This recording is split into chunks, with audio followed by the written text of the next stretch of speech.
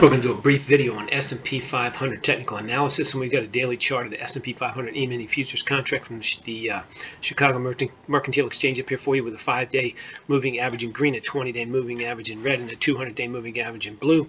You can't see it on here; it hasn't updated yet, but we had a high today of 38.22, which is right about here on my cursor, right about that level. And so we did get the rally we were looking for in the S&P 500 and made a new high above this cyclic high from back in the 5th of October at 38.20. So 38.22 was our high today, 37.36 was our low today, and the S&P 500 was it looks like it has worked its way out, and maybe, just maybe, this is the bottom. This October 13th is the bottom. It's too early to tell, but we did penetrate this this high. We're above the 5-day moving average, above the 20-day moving average, and now at least have a chance.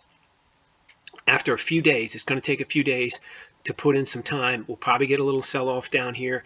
I don't expect to violate this low of 36.41. If we violate this 36.41 low, that's bad news. But if we hold above it, we should come across here this week, 3 or 4 days, and maybe by Friday we'll get a rally up to the 38.40 level, somewhere around in there, which would be indicative that the October 13th low is the low, and we're starting to work our way out of it. All that is a little speculative. It's all, in my opinion, for entertainment purposes only. But that's what I'm looking for this action this week. A little sell-off, and then a rally up to maybe the 38.40, and then we'll go from there. You don't want to go too far too fast, because if you do, it's just going to collapse.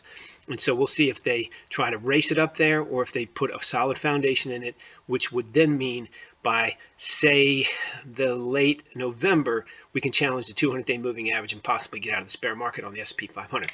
So that's basically what's going on today with the S&P 500. Let's take a look and see what RBM Research says about it. We have two different things to look at. We have the 30-day hold here. These are for tomorrow, the 25th of October, put out here this evening early, and you can see showing flat. No entry price for tomorrow on a 30-day hold trend following system, and that makes sense because it's still not a really good market to trend follow just yet. Let's go down and take a look at the S&P 500 for non-trend following, and we've got them down here somewhere. Looks like right here, 1, 2, 5, 10, and 20-day hold periods.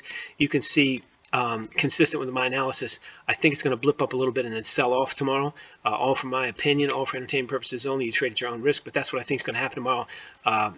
There's never any shorts on the 1-day hold, but 2-day hold shorts 38.26, and across the board till you get to the 20-day hold 38.16. So looking for a little blip and then some movement down in the short term for the S&P 500 based on our technical analysis. That's what we got for you for the S&P 500 today. You can get access to all of these entry prices every morning before 7 a.m. and if you tune in early, you'll get them by just after 6 p.m. the night before at rbamresearch.com. Link in the description below. No credit card required. Access is free to 190 stocks, the major Forex pairs, BTC crypto, and the most liquid futures contracts. Keep in mind, everything you've seen and heard on here is entertainment purposes only. Can only use the entry prices in my commentary for entertainment. Can't use it for anything else. You should always do your own analysis, and you definitely trade at your own risk. If you like this video, please click the like button. If you want to subscribe, please do that as well. And please keep in mind, we'd love to hear from you. If you want to leave us a comment in the comment section below, we are happy to see you do that.